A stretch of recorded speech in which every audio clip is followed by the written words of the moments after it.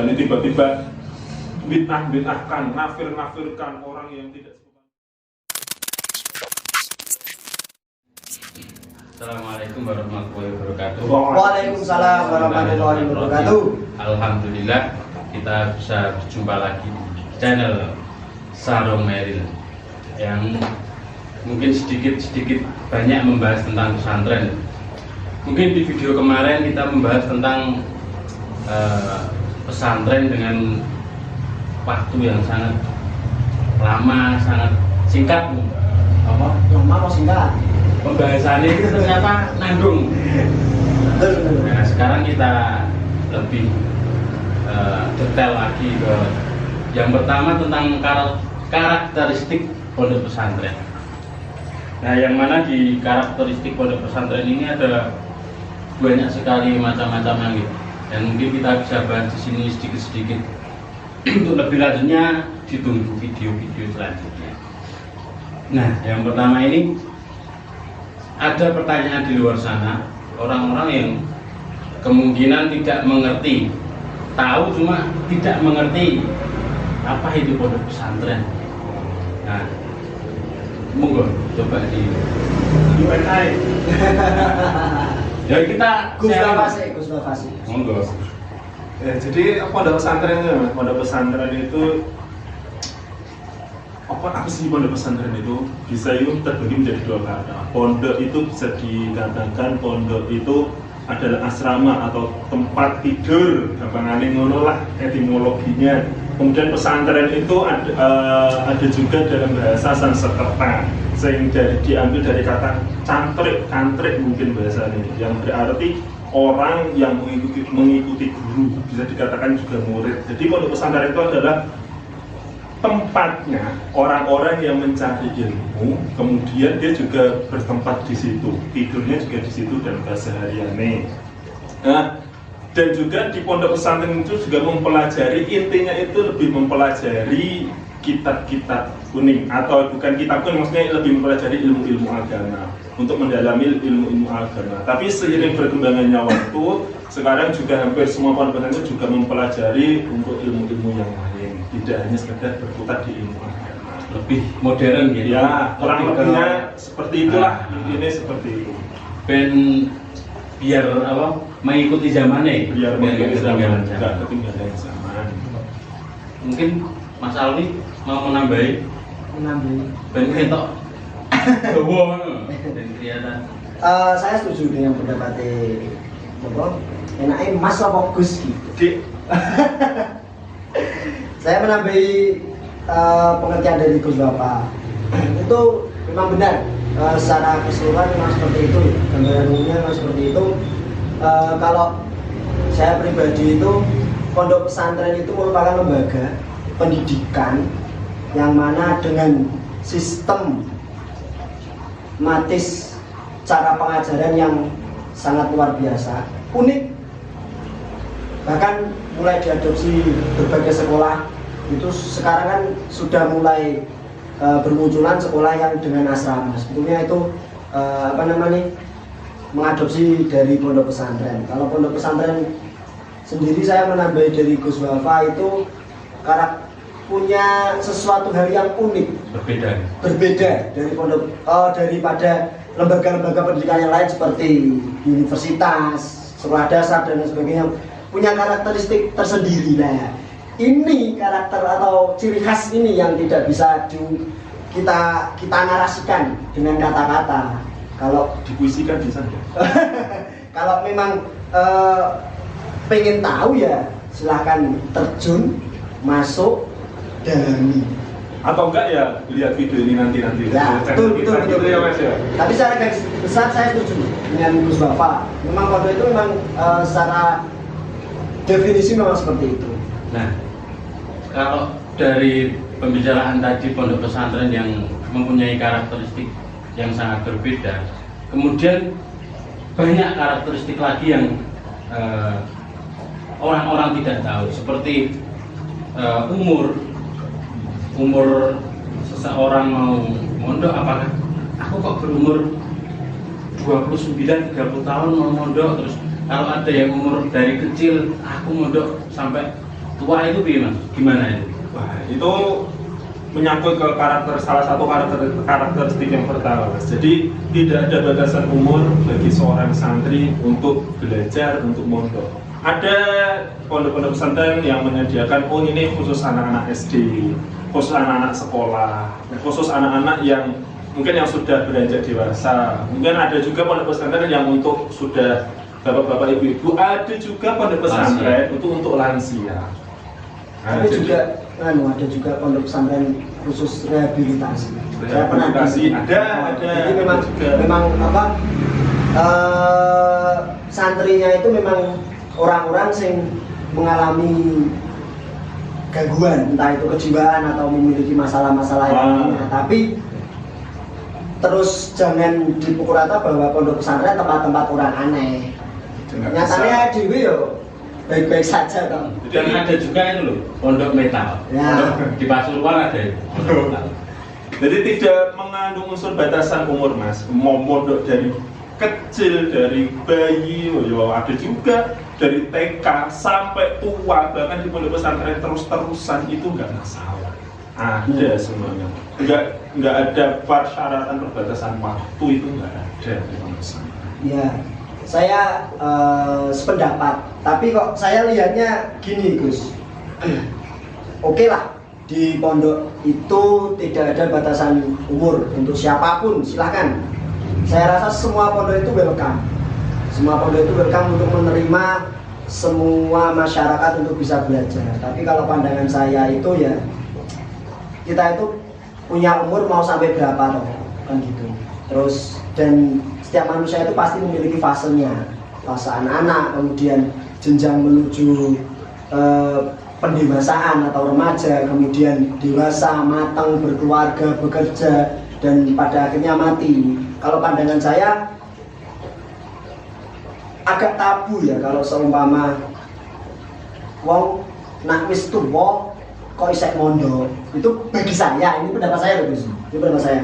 Jadi kalau alangkah lebih baiknya itu ya ketika fase dari lahir sampai SD itu waktunya mengenalkan terhadap kasih sayang orang tua. Kemudian SMP, SMA sampai kuliah itu fase kita memang harus benar-benar dikuatkan nih, dikuatkan apa fondasi tentang bagaimana kita mau menjalani hidup, bagaimana kita bersyariat itu di fase itu. Kemudian setelah matang di fase itu kita akan terjun ke dunia yang sesungguhnya, bagaimana kita fight, bagaimana kita bertahan dengan kerasnya dunia. Itu cacak-cacakannya ini ngono kuwi. Nah, terus kalau saran saya, ya berpendapat kalau seumpama sudah terlanjur tua, opo yo ora entuk mondok, Mas? Oh, enggak, tetap mondok tapi dengan cara yang berbeda. Kalau saya loh. Jadi tidak nginep terus apa namanya? Bermukim di situ. Kalau pandangan saya lebih baik kita cari pondok-pondok terdekat, kita ikut tolabul ilmi di situ. Jadi umur entek nih tolabul ilmi ini bisa, tidak harus bermukim. Gimana dia itu sendiri kan? Bisa. Kalau saya seperti itu pendapat saya. Kemudian ini Mas, termasuk yang video kemarin kan kita menyinggung akhlakul karimah. Nah, akhlak-akhlak itu kan termasuk tradisi. Maksudnya yo itu memang ajaran, cuma di pondok kan memang seperti itu loh. Akhlak itu, akhlak seorang santri, entah itu kepada kakaknya, kepada senior, kepada kiai. Nah, tradisi-tradisi apa yang ada di pondok? Terus tradisi sing merasa unik loh. Orang-orang kadang nggak tahu tradisi apa. Tradisi yang mungkin orang-orang yang nggak tahu ya, Mas. Ini aku apa enggak kamu keluar konteks ya orang sih Mas gitu. Kalau saya perihal tradisi, ya ini bukti bahwa uniknya di pondok itu seperti ini. Jadi seolah-olah Jadi kita itu sebetulnya diajari nih terkait bagaimana kita bagaimana kita bersifat dengan senior, bagaimana kita bersikap terhadap guru, bagaimana kita mendidik ketawaduan dengan guru. Itu kan mana sih di literasi sebelah mana? Kalau teori oke lah, tapi di pondok itu loh, itu bagaimana kita dididik, diajarkan nak ono kiai lewat atau kiai ketika dawuh menang. Oh, gitu loh. Jadi bahkan biasanya pendidikan yang seperti itu yang tidak kita dapat di metode pendidikan di sekolah. Karena nggak sih, Gus? Ya memang seperti ini ya Mas. Itulah salah satu karakteristik pertama, yaitu adalah tawadhu antara seorang murid dengan seorang kiai. Kenapa tawadhu itu penting? Karena kita itu cuma mengharap apa sih dengan kiai? Yaitu mengharapkan ridhonya, mengharap barokah. Dianggapnya kita sebagai seorang santri, dianggapnya kita sebagai seorang anak oleh seorang kiai, itu adalah suatu hal yang sangat lebih bagi kita. Jadi kewajiban kita sebagai seorang murid, sebagai seorang santri itu ya harus tunduk dan patuh pada kiai kita, karena dia yang telah memberikan segala ilmunya. Bukan tidak hanya ilmu saja yang diberikan kepada kita, Mas, akan tapi juga kita itu selalu berada, selalu diucapkan di dalam doa-doa beliau. Seorang kiai itu pasti dalam doanya itu menyebutkan supaya santri-santrinya itu menjadi orang-orang yang bermanfaat. Pasti itu, Mas. Maka dari itu inilah hubungan ketawaduan. Hubungan tawadhu itu seperti ini. Jadi terlebih lagi kiai itu tidak dibayar sama sekali oleh santrinya. Orang dibayar plus Mas kiai itu. Jadi kiai itu memang pure. Bahkan kita itu tidak kok nginep di pondok itu tidak suruh bayar, asli tidak suruh bayar. Tapi kalau ada pembayaran apapun itu di pondok, itu bukan pembayaran untuk nginep, yaitu pembayaran listrik, pembayaran untuk makan mereka sendiri, dan semua yang dibayarkan ketika kita di pondok pesantren itu akan kembali lagi kepada kita. Nggak ada pembayaran kita di pondok pesantren disisihkan, oh ini bayar segini, yang segini untuk bagian kiai, itu nggak ada. Soalnya karena kita itu dengan sistem ikhlas, ridho. Nah, tapi sebaliknya kita sebagai misalnya nanti jadi wali santri, seandainya kita memiliki anak dan mondok ke anak kita di pondok pesantren, kita juga harus ngutek lah. Yang udah dikasih ilmu, udah dikasih tempat, udah dididik anaknya. Mendidik anak satu aja susah loh, Mas. Apalagi mendidik anak ratusan bahkan ribuan. Itu kita juga mempunyai rasa terima kasih. Memang jika dikategorikan dibandingkan dengan harta, kita tidak akan mampu membayar. Tapi sekiranya kita ya pantas-pantaslah membagi kebahagiaan kita yang di rumah ini dibagi kepada seorang kiai, seorang yainya, ustadznya. Ngasih ya punyanya apa sebisa mungkin ya sebagai tanda terima kasih aja. Mbak kiai itu juga gak bakal kok misalnya orang tua murid datang, nih 1 juta, 2 juta, 3 juta, enggak Mas, mbok jenengan ngei 1.000 rupiah pun tetap ditompo, enggak mungkin dicelaku. Tapi ya mau, masuk ya kayak 1.000. Jokin. Nih, bicara karakteristik sedikit karakter yang menurut saya itu cukup negatif ya, dari pondok pesantren itu. Nopo kok di pondok pesantren ini santri ini mesti gudikan. Itu kan jadi semisal citra buruk kayaknya loh. Itu menurut jenengan gimana? Terkait gudik itu loh, Mas. Itu memang Mas. Banyak orang-orang sing gudikan ya. Berarti mondok ning dia. Kebanyakan orang seperti itu. Oh. Itu bicara gudik. Iki gunanku ya ono lho. Diseakan bukan. Yo kadang aku masuk tekan Mas. Udun, gudik, Dibelak aja jomblo ya. Untuk calon-calon istriku yang masih di Lahul Mahfud. Saya mempunyai bekas gudik banyak. Oh, diterima apa adanya. Bener-bener lah itu. Menyikapi itu, Gus. Memang kalau nggak tahu ya dari segi kesehatan, aku bukan orang kedokteran, tapi mungkin karena oke lah di pesantren kan ya memang orang banyak. orang banyak, itu kemungkinan ya mungkin dari segi kebersihan itu mungkin bukan yang tidak bersih tapi kurang, atau mungkin ada orang yang kaget, ada orang yang kulitnya itu insight ya apa sih sensitif terhadap ya orang kita di mana-mana selalu gerumbul kok, gerumbul. Gitulah secara ilmu kesehatan mungkin semuanya paham mengenai penyakit kulit itu terjadi karena apa. Nah, akan tetapi teori kalau yang di pondok pesantren yang selama ini kita kenal semua, kita ketahui semua bahwa pertama gudik itu adalah tanda kalau kita itu santri. Nah, benar. Dibikin gitu dan juga mungkin sebagian orang menganggap itu barokah pondok seperti itu. Walaupun nggak ada dasarnya, yang jelas inilah tanda kita sebagai santri. Bisa menjadi satu bukan sama sekali, karena memang itu penyakit wajib kayaknya. Penyakit wajib sebagai santri. Nah, dan juga gini ya, nggak tahu ini ada dasarnya atau enggak. Saya itu punya pemikiran seperti ini. Sebersih-bersihnya seseorang ketika dia di pondok pesantren mesti kena budikan, pasti. Tapi sejorok-joroknya orang, nggak pernah mandinya orang, kalau tidak di pondok, jarang banget kita mendapatkan orang budikan. Pernah nggak tahu ada atau tidak, ada nggak orang yang kena budikan kalau dia tidak di pondok, tidak di dalam asrama? Jarang. Kemungkinan ada, cuma ya jarang sekali. Tapi walaupun kamu misalnya mbak kalau misalnya di pondok bawa apalah skincare banyak, walaupun aslinya nggak boleh, tapi kalau mau perawatan apapun wis toh mbak, cuma mesti banyak. Ya nggak mesti kita punya tanda, soalnya ya kalau bicara kelas udah beberapa tahun kita keluar dari pesantren pun ya bukan masih ada, tapi insya Allah calon-calon istri kita berdua nanti bisa menerima ya dek. PR-nya berarti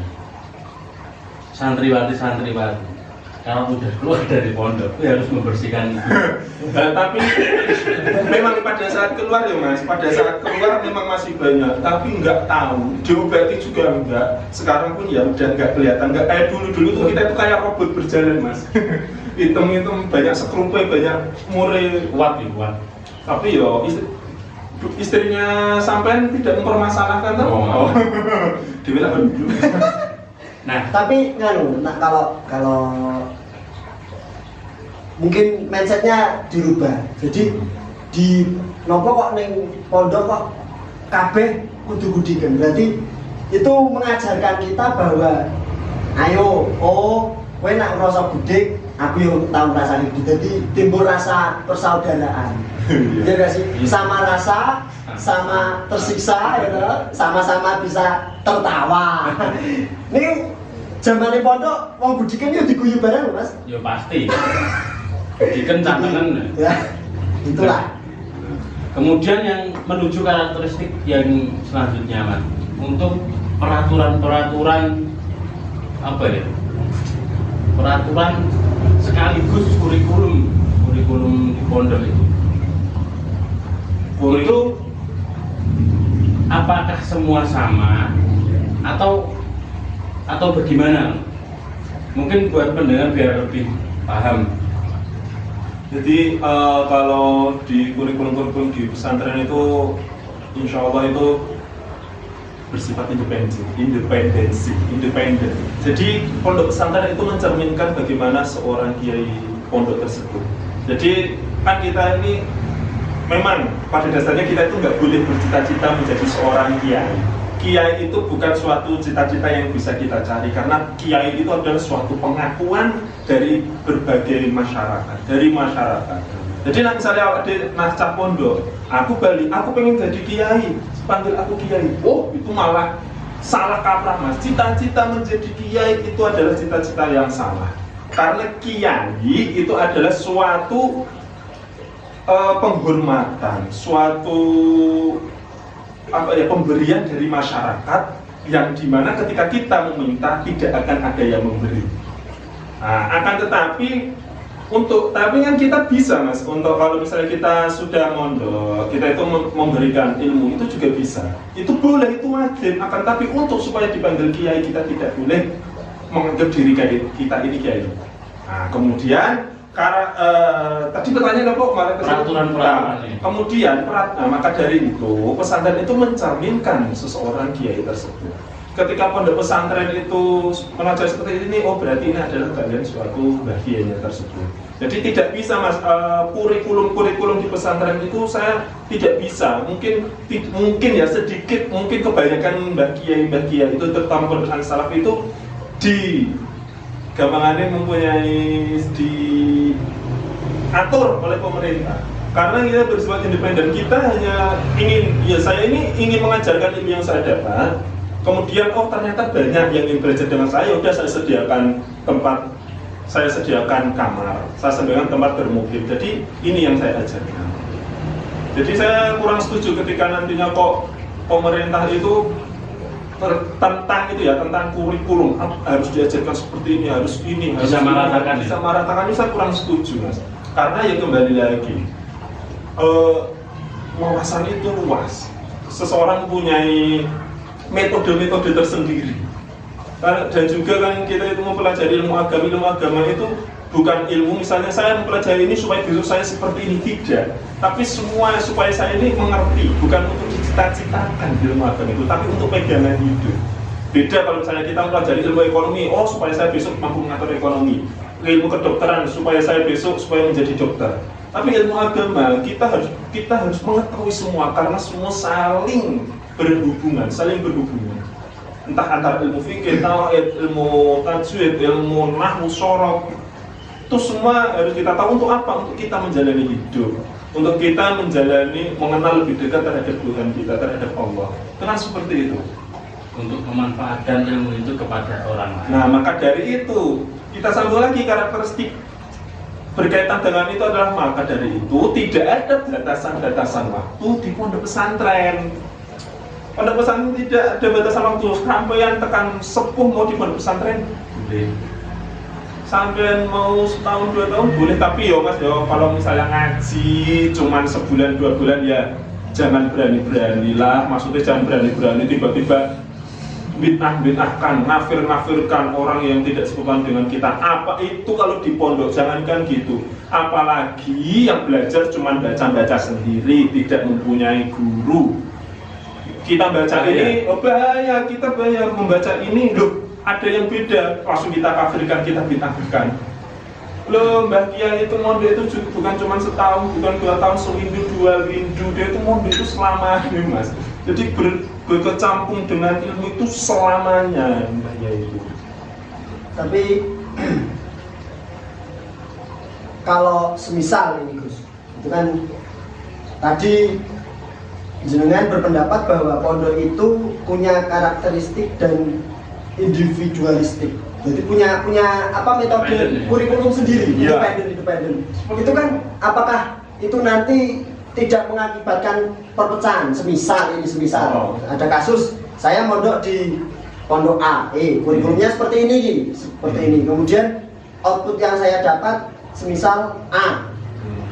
Jenengan mondok di pondok pesantren B, kemudian outputnya B. Itu kan apakah malah tidak terjadi perpecahan itu pada akhirnya?